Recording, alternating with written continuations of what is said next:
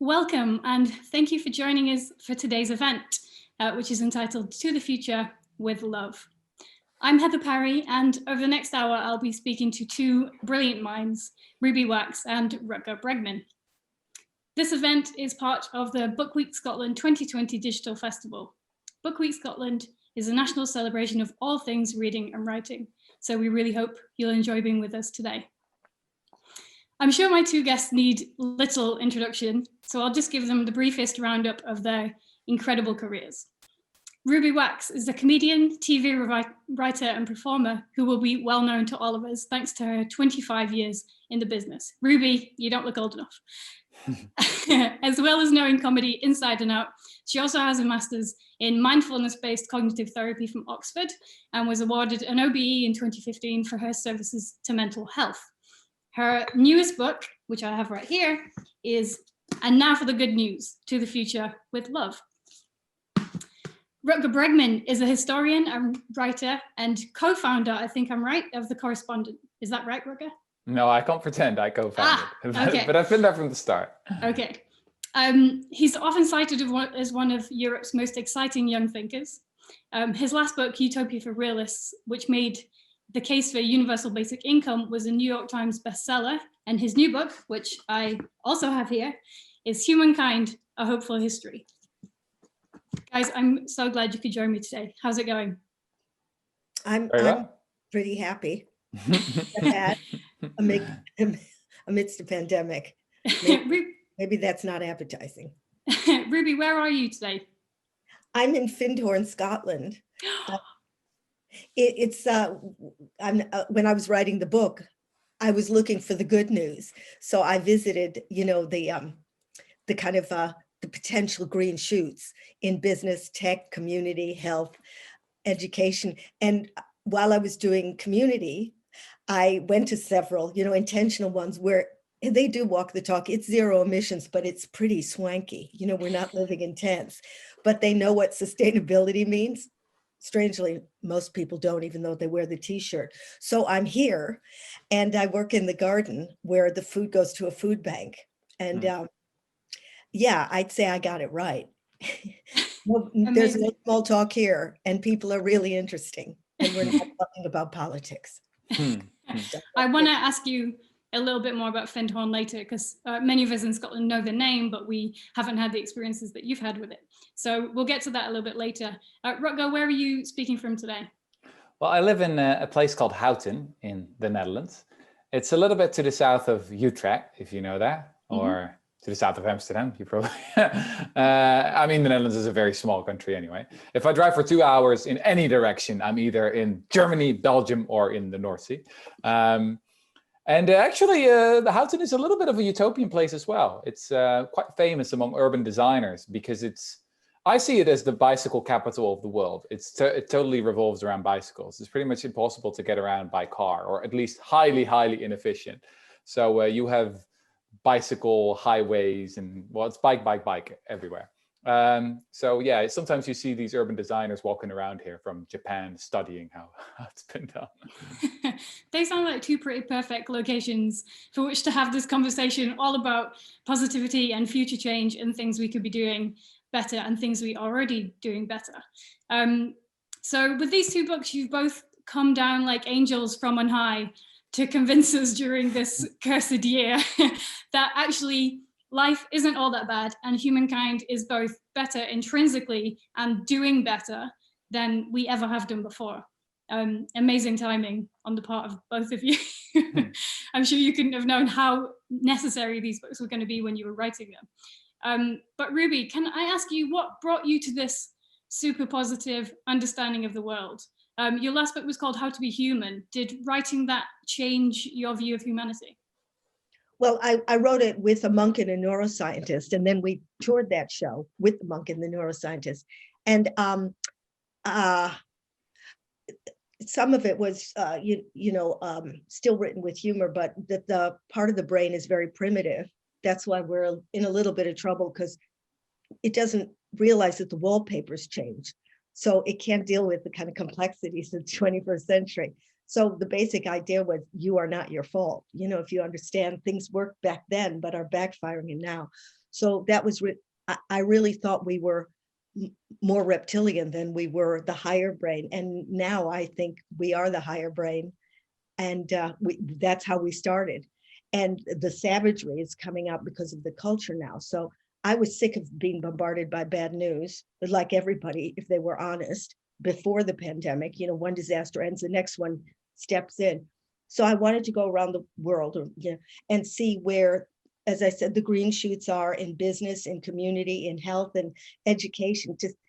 Now, these things aren't a few people. This is, to me, the new paradigm. But I wanted to see it with my own eyes. And I believe where you put your attention defines who you are. So for 2 years, I gave myself probably the happiest time of my life. And now I'm living in one of these communities. I saw education like you wouldn't believe. So people that roll their eyes and go, well, it's all going to hell. Well, you can roll your eyes, but if you see this stuff and maybe pick some ideas, things will go in another direction. I'm not saying the world's a happy place. It's just that I wrote a Michelin guide. If you want to know really in business what's coming, you can pick up some of the ideas and use them for yourself. So that's why I wrote it. I didn't want to, I don't want to get, I don't want to be rained on by toxicity. So we can choose to shift. We're lucky enough to, we're not in a war zone or in a refugee camp. So I'm not talking about that. I'm talking about those lucky enough to have choice. So I took a choice. I love the idea too that the green shoots that you talk about, they are not things, they're not aberrations. They are our true nature coming through. They're like the tree, when you try and like pave over where a tree roots is, they're the tree roots coming through. So that's who we really are. That's the thing I took away from your book. Rutger, how about you? Many of us know you from your excellent first book, Utopia for Realists. Did writing that book bring you to this one? Yeah, in a way it did. So Utopia for Realists was about the question how crazy ideas can become reality. Milestones of civilization like the end of slavery or democracy or equal rights for men and women.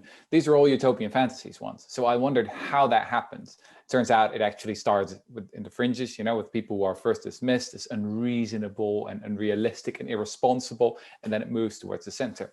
Now, one of the ideas in there, and I wrote this book in 2014, so that's 6 years ago, was universal basic income. And back then it was a pretty much unknown idea to just completely eradicate poverty, give everyone a monthly grant that's enough to pay for your basic needs, food, shelter, clothing, education, etc. And I wrote about that and tried to give a lot of scientific evidence that this may actually work. And then went on a book tour, and a lot of people were interested in the idea. But what I experienced time and time again is that after 30 or 40 minutes, people would say, yeah, interesting.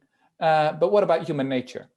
Aren't people selfish deep down? Aren't we all lazy? Is civilization a thin veneer, right? And that just cracks at the merest provocation.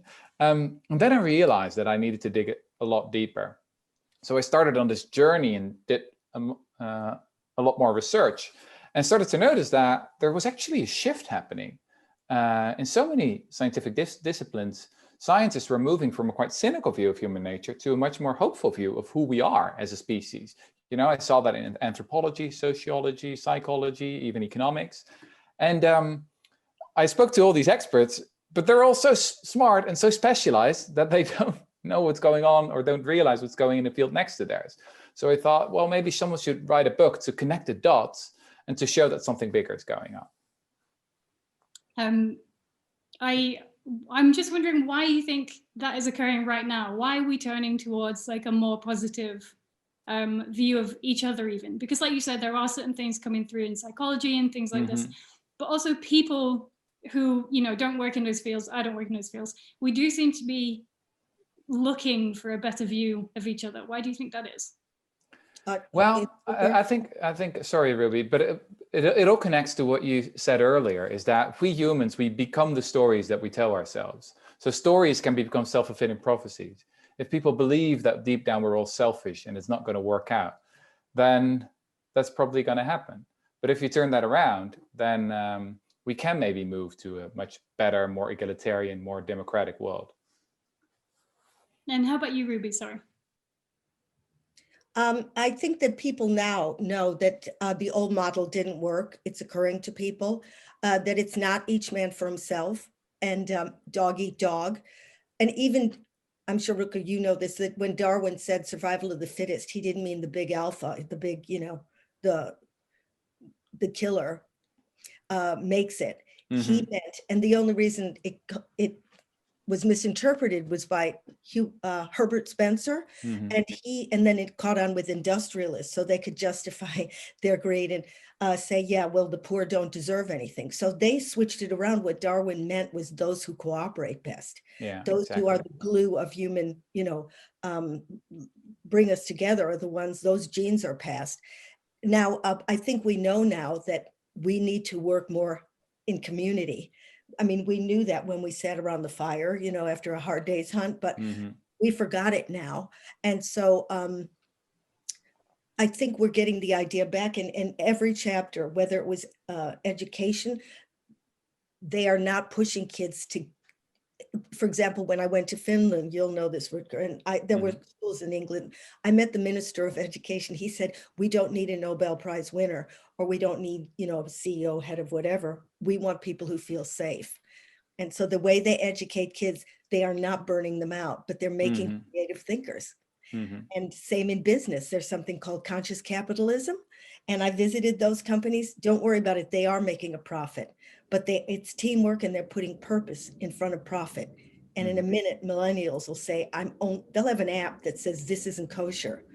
So they're going to get busted if they keep this up. Companies that really are working for the wallet. And how much of that do you think is a response to us being kind of drowned in this endless news cycle? And, you write about technology in the book as well, and how we can become addicted to it and addicted to like urge scrolling. But then soon enough, we realize that that isn't working even for us as people. How much of that comes from, the saturation we have in bad news at the moment? Well, like Rutger says, if we believe it and roll our eyes and go technology, like it's technology's fault, we put it there. You know what I mean? We're responsible. It didn't land in the garden like a UFO. So it's up to each individual now. We've evolved by evolution. We needed a thumb, then we needed to, stand up. Well, now we kind of need to evolve ourselves, take over the wheel so that we can deal with the world we've created, which is technologically genius, but emotionally in the dark ages. And I think people are waking up. How much money is lost? Billions for people with stress-related, illnesses. They can't go to work. How many suicides? How many? It's in the newspaper. You don't have to think somebody's making it up. So we need to change now. And I was lucky enough to find out, where tech is there, where the good guy is there. Of course, there'll always be shysters, who know how to steal your data, and turn it into hard cash. But there've always been shysters. So, let's celebrate the guys who are really trying. So I think we really need to think as carefully about, the information that we put in our heads as about the kind of food we put in our bodies, right? People are obsessed with how much sugar and salt and fat is in their food, or at least some people are. But the same should be the case for the information, right? There's so much evidence now from psychology that the news, and which I define as this sensationalist reporting on stuff that happens today instead of the really important things that happen every day, it's just not good for you, right? It makes you more cynical, more depressed, more anxious. There's even a term for this in psychology. They call it mean world syndrome. Mean world, right? You'll think that the world is mean. Probably my pronunciation is not is not right. Sorry, my Dunglish, my Dutch English. But that's really something we got to think carefully about. It's not a neutral product. It's not just objective information out there, but it really influences our own behavior, and it limits our options as a society. Well, on that kind of thread, Rutger, you take aim at some of the kind of most influential, and I do mean that in the negative sense, like myths about ourselves that have been driven by studies in the last 70 years. I'm wondering if you can tell us a little bit about things like the Milgram experiment and what you found about that. Sure. So after the Second World War, obviously scientists, and in this case psychologists, were wondering, how could people behave in such a horrible way, right? How do we explain the concentration camps, Holocaust, the Auschwitz, etc.? And so they came up with a new version of what some scientists call veneer theory. This idea that civilization is only a thin veneer, and that, you know, below that lies real human nature, which is very nasty. And so there was a generation of social psychologists who did this really exciting experiments. One of them is the Stanford Prison Experiment that became very famous, you know, done by Philip Zimbardo, who put 24 students in a fake prison, made 12 of them into guards, 12 into prisoners, and then supposedly these 12 guards turned into monsters very quickly. And the other experiment was done by Stanley Milgram, and this was indeed an experiment where people were asked to participate in a study where that was supposed to be about memory, and they used punishments of giving someone electric shocks to see if that improved memory. In reality, the study was about how far people would go. So it started with 15 volts and to 30, 45, 60 volts, etc., all the way up to 450 volts, dangerous, lethal shocks that could actually kill someone. And so the shocking finding was that 65% of people were willing to go all the way if they were told to do so by an authority figure. Now, these two experiments, Stanford Prison Experiment and Milgram Experiment, became incredibly famous. You know, all the students in psychology classes heard about them. Millions and millions of people know this, have been telling it about each other at, you know, birthday parties. Do you know about the Stanford Prison Experiment? Do you know about the Milgram? Blah, blah, blah. Turns out that the archives have opened up in the past couple of years, and we now know that this is, well, very shoddy science. In the case of the Stanford Prison Experiment, I think we can call it a hoax, because we now know that these students were specifically instructed to behave as monsters as possible. And they were told that, you know, this was only for the good of society, because the researcher, Philip Zimbardo, wanted to use the results to go to the press and say, look, we got to reform the prison system. And in the case of the Milgram experiment, well, the results are much more nuanced. We now know that a lot of the participants didn't really believe the situation was real and therefore kept pushing the button. And also the interpretation is quite different. Psychologists no longer believe that if people were doing it, that they did it because they were some kind of robots who just didn't care about other people in the room, but because they had legitimately been convinced by the researcher that it was for the good of society. Which is, by the way, a discomforting conclusion as well. You know, it's not, in my book, I don't paint human nature only in bright terms, right? We're clearly not angels. And actually, sometimes we do the most horrible things because we believe we're on the right side of history, right? There are very few genuine sadists out there.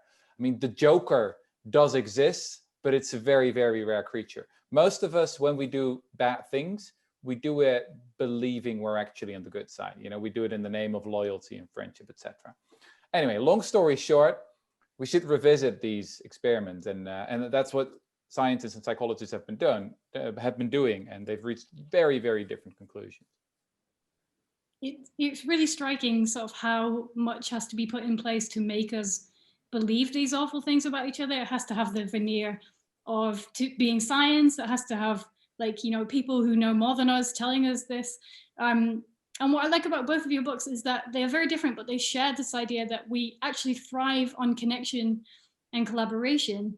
And that can pull us in the wrong direction, as you mentioned as well, but it also can be a kind of lifesaver for us.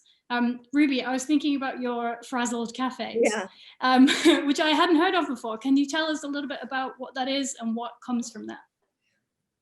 Well, I had an instinct that, you know, I always wanted to go to AA meetings, that I didn't qualify, but I was so envious that, you know, people could speak from the heart. Other people were giving them their full attention. I didn't do the, you know, 12-step thing, but I like the honesty. So I started Frazzle Cafes 4 years ago in cafes up and down the country, and 12 people would meet with a facilitator, and it was structured, so it's not a free-for-all, but people were allowed to speak from the heart without being thought of as weak.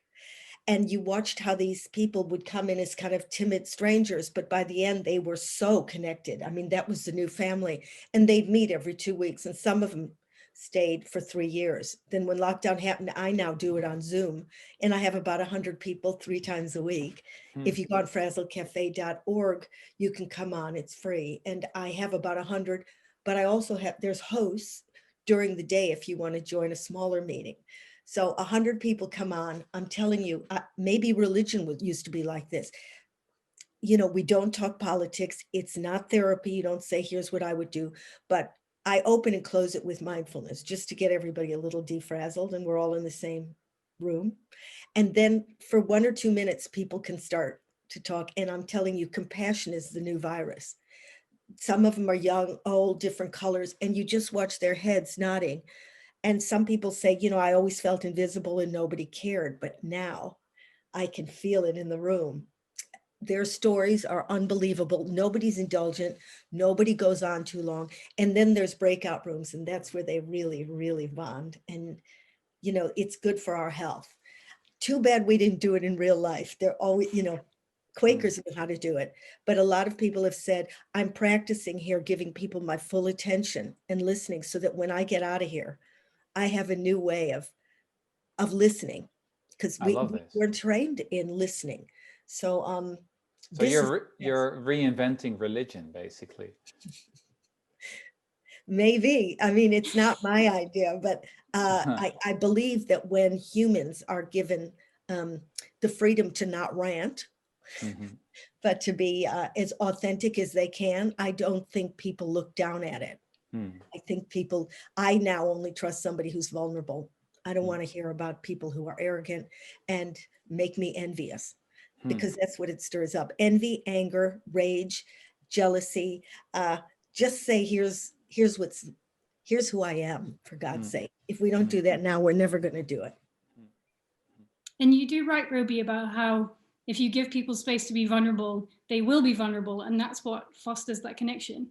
And Rutger, you really strongly believe that if you expect the best of people, they will give that to you. Can you speak a little bit about that for us? Yeah, sure.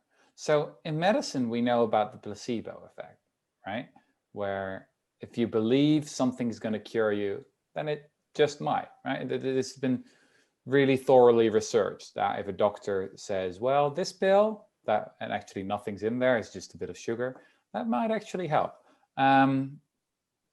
We have a lot of evidence that this can actually help you and cure you, you know, in a real physical way, not that you just believe it, no, but it has real physical effects, which also says a lot about, I think, what it means to be a doctor, right? I think a doctor is also always a little bit of a pastor or a therapist or whatever. You can't really disconnect these things. But the opposite of the placebo effect is the nocebo effect, where the doctor says, well, be wary of the side effects, or the doctor gives you the feeling that, well, you might actually be a little bit sicker. That can also be a self-fulfilling prophecy. Now, I think you can take this idea and see it in other dimensions of life as well. Indeed, our view of human nature can be a self-fulfilling prophecy. On the one hand, I think there's a huge amount of scientific evidence that, you know, helps us move towards a more hopeful view of human nature. But I think it could even be more true if we actually start believing it and practicing it. So nowadays, often our institutions are basically designed around the idea that people are selfish. You know, our schools, the way we do democracy, our workplaces.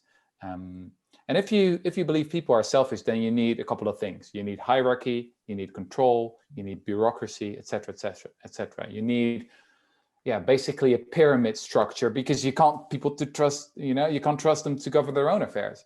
If you say, well, actually, I believe that most people are pretty decent, that's a quite revolutionary statement. It's pretty subversive. It's not like, oh, these are books about just some happy, warm, fuzzy feelings, you know, that you get once you believe people are kind. No. This is revolutionary. This is subversive, because everything changes.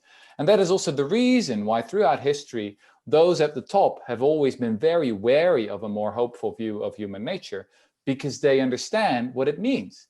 It means they'll lose their power if we actually start believing that. And yeah, that's also why I think it's important to make a distinction between optimism and hope. I mean, optimism is about this confidence that things will turn out to be all right. It makes you a little bit lazy, I think, while hope impels you to act. It just gives you this belief that things can be different. And I would call this, the era of hope. I think that actually, in a weird way, COVID-19 has also given us hope that things can actually change. They Yeah, have to. I Because completely agree. Now, sorry. I don't know about like where you guys were, but I live in Glasgow, and one of the things that immediately happened when they announced the lockdown in the UK was that, as an offshoot of the kind of Facebook community group, there was a volunteer group for people who couldn't leave the house because they were shielding, because of, they actually had coronavirus. And it was thousands of people in my small area going out to do food shops for people, saying they would look after other people's kids for free if they still had to go to work, if they were key workers, giving money to complete strangers they'd never seen. And this kind of like mutual aid is springing up everywhere, it seems.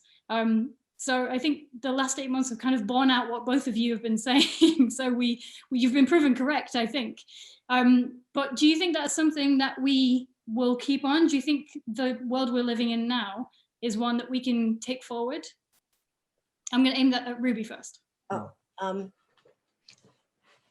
Yeah, I think because when the lockdown eased off a little in little town halls in small little communities, they weren't talking about the next fete, where they were painting chickens yellow. They were talking about picking up the garbage on Thursdays and knocking on the door. So and the banging of the pots on Thursday night. I think people get the idea that, as I say again, that compassion is a virus too. If you can steady yourself, you pass that, like neural Wi-Fi. I always like that expression. I think that people have to understand the world isn't the way it is, and we go, but if you're listening too much of that news, they know what they're doing. I'm sorry. That's intentional, because somebody's a genius, knows that when the human being gets to cortisol gushing, right, they can't think straight. They lose their ability to think straight. So they watch more news. The people on your computer who pop up things that they know will be your drug of choice. That's there, we're being torn. But if the individual says, you know what, I'm going to shut it off, not all the time. I need email, but the 10,000th, I'm even answering spam. If we understand we're addictive, we're addicts, and there's people taking advantage of that, but I don't have to pay attention to them. Mm-hmm. Hone in on the ones that are doing the really interesting stuff. Again, in business, I did see where they put purpose in front of profit. Those companies do the best. Everybody in some of the companies has a mission. They have to have a charity that they really back, and that really gives them pride, not maybe putting in the widget, but if people have meaning, they'll work all hours. Mm-hmm. And they do now work in teams, rather than the top guy doesn't know what those teams, he hasn't got the knowledge they do, so they let him go. Mm-hmm. Same in, in everything I researched, it's teamwork. That we were born to mingle. Because what human being can take the pressure of this world? Where did we get the idea that you could do everything? That started in the 80s. Mm-hmm. The woman who can do everything. Mm-hmm. And we admired it. It was in magazines. She has 3 kids. She jogs at 4 a.m. She knows how to make a muffin. And she's the president of a corporation. She should have been burnt at the stake, but everybody went, oh, well, these are super women. They should have gold shoulder pads. Yet another pressure to put on women as well. We don't have the right shoulder pads. We're not making muffins. We're doing it all wrong. How about you, Rutger? Do you think this present moment is the beginning of something politically different? Do you think it's something that we can take forward into communities and bring power back into our communities? Well, look, I think there are more than enough reasons, and there are probably enough talks online to find about why you should be depressed right now, and the reasons for despair. So I do want to recognize that this is we live in an extraordinary historical moment where things can, go in many directions at the same time. Now, why I am hopeful is because I sense this shift in the zeitgeist. There really seems to be a profound shift in 2020 that we didn't see in 2008, for example, with the financial crash. So, for example, if you look at younger people, if you look at millennials, and especially if you look at Generation Z, people who were born after I think that's 1996, if I'm correct. Then you see this extraordinary shift. You know, this is the most highly educated, progressive, ethnically diverse generation in world history, basically.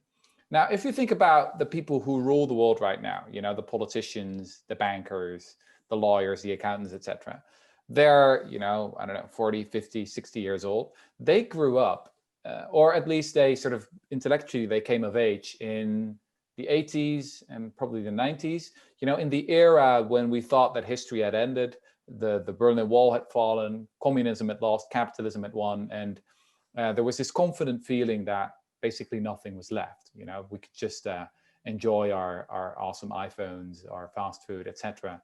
And meanwhile, we were wrecking the world, basically, environmentally.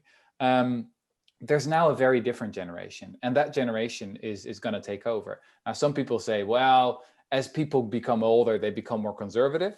Sure, there's some evidence for that, but there's way more evidence that, you know, your political views or the way just you look at the world is mostly being defined in your teens and in your 20s.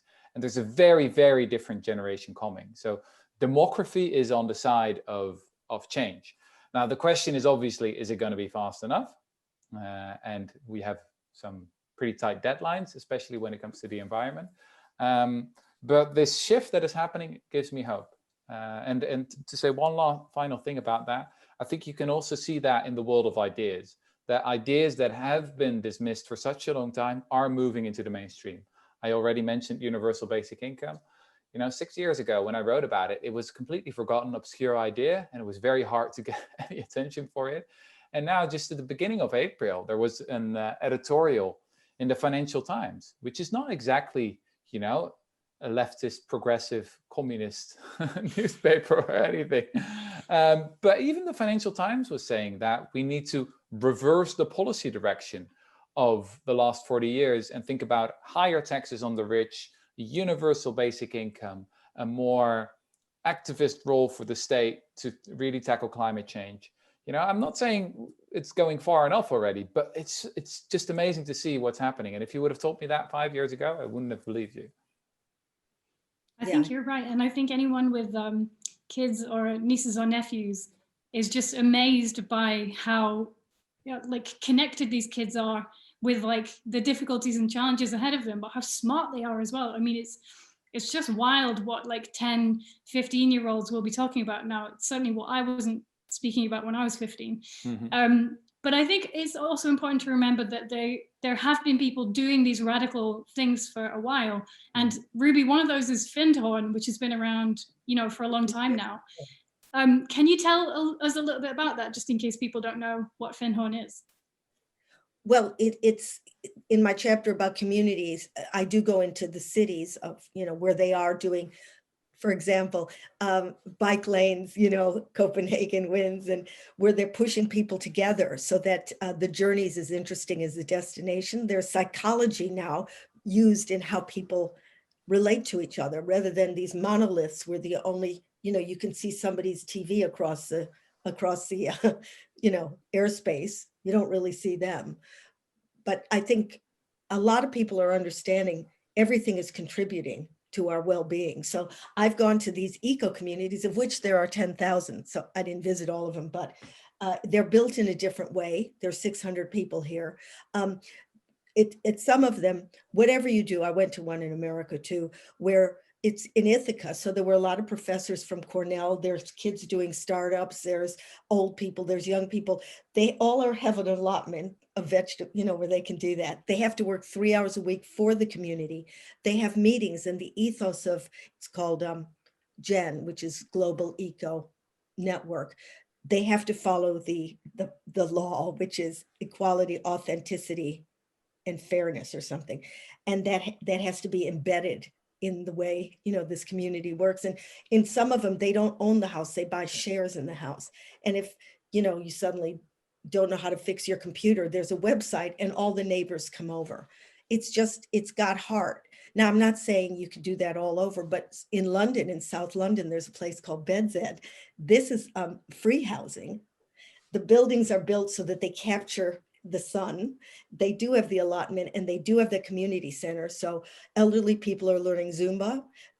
Women with babies have other women take care of it. And in the heart of a very deprived neighborhood, there's joy. And again, it's these little islands that will, we can only do so much. Politicians aren't going to change the world. We are. And I agree with Rutger, what he was saying. Yeah.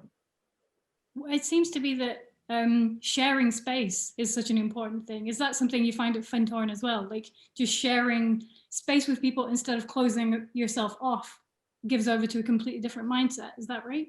Well, there's a big garden, that where they feed the community. Mm-hmm. They also do what, we read about, which is they take, your waste. It's turned into, it's sent to the sewage goes into a big garden. Those plants know how to turn it into pure water, and it feeds the entire community, providing, watering for, it's on a sand dune, and there's forests growing here. So it's a really interesting experiment. You don't have to have money to do this stuff. That's a rumor. And Findhorn was always ahead of the game as far as tech. I remember 20 years ago, they were already going into the solar thing. It's just nice to be around the real thing. I'm sick of people at dinner parties going on about the environment and about this and that, barking and getting themselves more ill, because that's how we are. We kind of love kicking up our adrenaline. It's just a human glitch. I mean, nobody ever gets addicted to kale, but I wanted to be around the hope, mm-hmm. and that's here. You can feel it, and they know how to turn, they know what they're doing. And so I thought, when I was at these dinner parties, either shut up or get off the pot. Mm-hmm. And so that's been my theory. I don't want to talk about it anymore. Go look at it. At the end of the book, there's a chapter about world savers. So I picked some charities that I thought were the real deal, where the money really went to the cause. So Choose Love is a charity. And I went with these young people, and they're on the ground. They don't have to have dinner parties, where people pay $200 a plate. They go there and they know how to build sewers. They know how to build showers. They know how to get it on the ground, and quickly. They don't have to go through bureaucracy. And so I'm there with these refugees, and I didn't know what I could give to them. So I'm sort of ashamed. I said, they live in plastic bags. I said, I'm going to get you all manicures. And so we went to, a beauty salon, and you saw them light up. Humans are humans. I was so ashamed I was even doing it. But, just by showing up, people light up. You don't, stop talking about it and do something, unless you're the emergency yourself. So I think, again, millennials, there's some statistic, probably Rutger, about how much they want meaning now in their lives, rather than just money. Because they realize my generation used the world as an ashtray. Rutger, you also wrote about this idea of sharing space, and you actually wrote about the tragedy of the commons. And the need to kind of go back away from closing public spaces, especially off to people, something that has become, so clearly important in the last 8 months. So many people didn't have anywhere to go outside. Can you speak a little bit about that? What was the tragedy of the commons, and how has it kind of affected us? Yeah, so the tragedy of the commons is an old idea from a scientist called Gerhard Harding, who believed that if people own something collectively or communally, they just destroy it. Because if people are fundamentally selfish, then they just take what they want. And so the classic example is where, a community of farmers, they have some collective land, and everyone, just lets their sheep and cows graze as much as the animals want. And then, everything is destroyed. For a long time, scientists used to believe this, that there really was a tragedy of the commons. But then along came a very important economist and sociologist called Elinor Ostrom, who later was the first woman to win the Nobel Prize in economics in 2009. And she basically showed that very often, this theoretical tragedy of the commons, it doesn't really exist. You can have a form of ownership where it's not the government or the market, where it's not about private property, but where just people collectively manage something. We do that all the time because, and this is the wonderful thing about people, they can talk, they can agree on things and they can work out their differences. And that actually happens quite often. It doesn't make the news, it's not exciting. It often looks pretty boring. So I've got one chapter in my book about participatory democracy, which is another, pretty revolutionary development of the last 20, 30 years, where, citizens come together around a table, whether they're left wing or right wing, rich, poor, young, old, highly educated, no education at all. And they just talk about really, really complicated issues and they reach sensible compromises. Now, it looks really boring because it's people just having a reasonable discussion, drinking bad coffee, but it works. So it's not going to make CNN, but it actually works. I guess this is often the problem, by the way, with human goodness, is that it's not exciting, it's not sensational, it's just people reasonably discussing their differences and their difficulties. But in order to do that, it's indeed very important to actually come together and to see one another.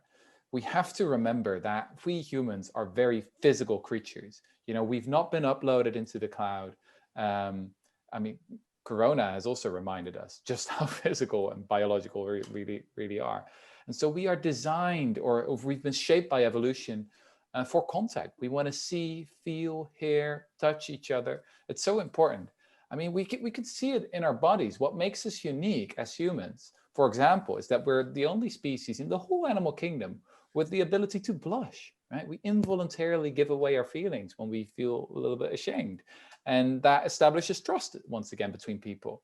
So I love what you said, Ruby, about survival of the fittest and how that's been misinterpreted, because what actually evolutionary biologists now argue that indeed it's survival of the fittest, but that means survival of the friendliest. Yeah. Because it's actually the more friendly people who, for the biggest part of our history, prevailed, because having friends helps you to survive. And if you have no friends, well, imagine Donald Trump in the Ice Age. Wouldn't have lasted for long. People wouldn't have liked him. He would have been cast out of the group and died alive. The tribe would have thrown him out away from the watering hole. Yeah, exactly. Yeah, but it's the tribe again, and we really have to redefine what that means and be careful it's not us and them. Mm-hmm. But you're talking about this new I'm living in it, and I'm there. I'm just talking. You're doing it. I'm living it. They have problems, but the joy here, it's palatable, and they kind of understand the kindness, which I always would blush when I heard that word, speaking of blushing or compassion. It was so wimpy, but, and biologically, when we feel those feelings, we're gushing that hormone, oxytocin, which we organically have. Mothers grow their babies' brains by gushing that hormone. And it's the feel-good thing. And it's better for your immune system. So even if you're selfish, if you do something nice, force yourself, you will gush that stuff. And that really works your immune system in a way you can't get with anything else. You can take as many pills as you want, but that hormone is what, it feels good and it'll make us live longer. Yeah. I like your point, by the way, about that when you think about sort of going back to the tribe, you have to be wary of this inclination also present within human nature, is that we very quickly tend to think in us versus them. Yeah. And oxytocin is actually a good example, because there's a huge amount of evidence that indeed oxytocin is involved with feelings of kindness and compassion, and you name it. But there's also quite some evidence that it also increases groupish behavior, so that we become more distrustful of those people far away, of strangers that we haven't met. So I guess this is the big paradox and the big, the problem that we come back to again and again in human history.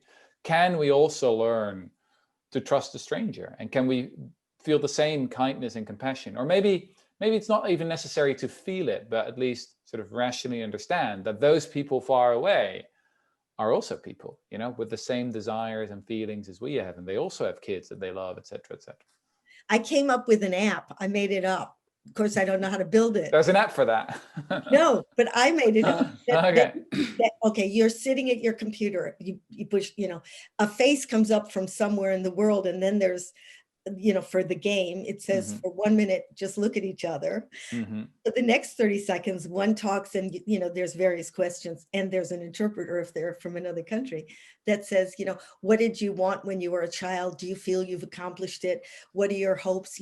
So they just speak, the other one can't, they do these things in real life, and then you do it back to them without their interruption. And then you look at each other again.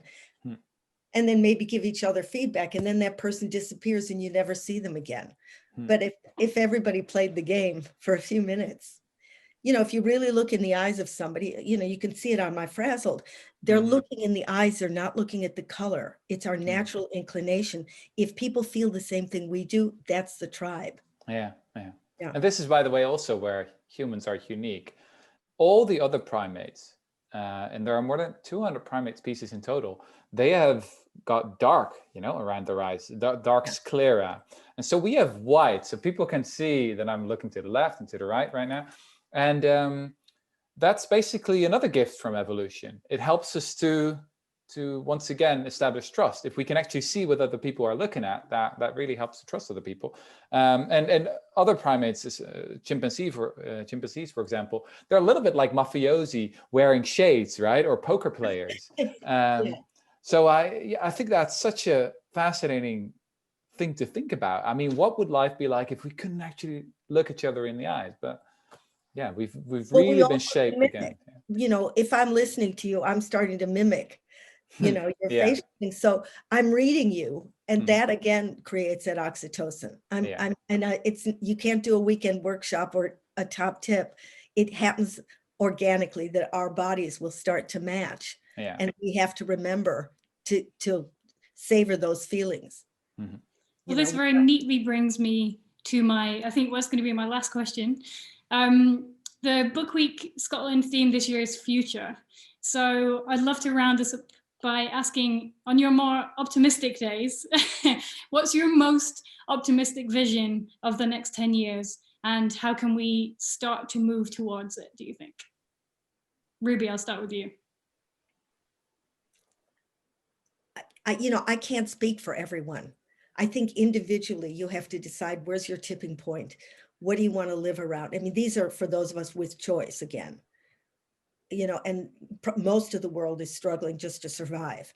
But those of us who are self-supporting, we have enough. It's to choose, how you deal with getting, the human race connected. We have to connect them and really put meaning on the top of the chart. I think we lost that. It's just to get through and make as much as you can. We are what our, business cards are. I don't know. You have to look deeper. I think we have to say, maybe you call it wisdom, but maybe encourage that and evolve ourselves, because, we evolved thumbs and, then we stood up. Physically, there's nothing else to do. Uber can run faster than us, but now we have to take over the wheel and evolve ourselves. Now that's much more complicated, that conversation, but we can do it. We have a higher brain. It's capable of rational thinking and compassion and awareness and attention, but you need to exercise it. And there's many ways to do it. I mean, I do mindfulness, but it's not for everybody, but it's not going to happen with wishful thinking. And some people might be natural, so they should be the leaders. Rutger, what about you? What do you hope that the next 10 years looks like? And what do you think we can do to get there? Well, I've been thinking more and more about the importance of courage. So on the one hand, we have evolved to be friendly, right? There's so much evidence for that if we are a species that longs for connection and also for meaning. I agree with Ruby there. But it's also true that, we're pretty groupish, and we find it quite hard to go against those who are around us, right? There's this book called Harry Potter that you might have heard of. The first book, when, Ron and Hermione and Harry have, done some amazing things and beat Voldemort. Then there's this moment where they get their points for Gryffindor. And Perkamentus also gives points to I think Neville is, I always read the Dutch edition. So Neville, I think Neville Longbottom, and he gets 10 points for Gryffindor, not because it's, well, in a way, because he has been heroic, but because it's, and this is what Perkamentus says, it's difficult to stand up to your enemies, but it's even more difficult to stand up to your friends. And so he gets 10 points and then they win, you know. I think that's really such a deep and important moral lesson to remind ourselves today, because if we live in an era where life is relatively easy, you know, you live in a Scandinavian social democratic country, then you don't have to be extraordinary. You know, if you're just an average decent person, then society is going to be fine.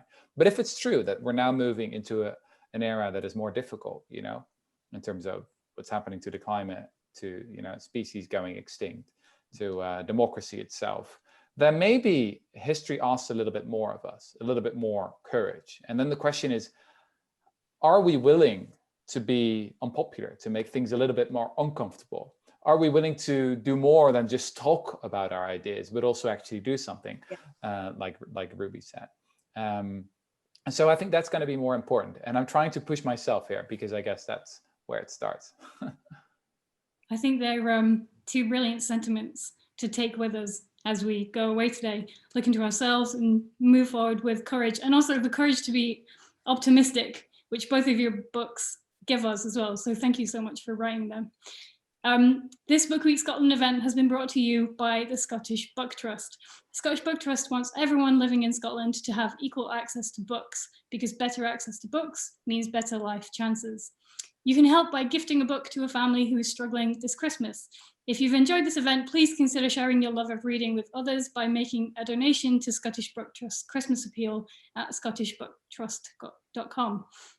Ruby, Rutger, thank you so much for joining us today, and here's to the future. Thank you. Thank nice you. to meet you both. Really loved it. Thanks. Thanks.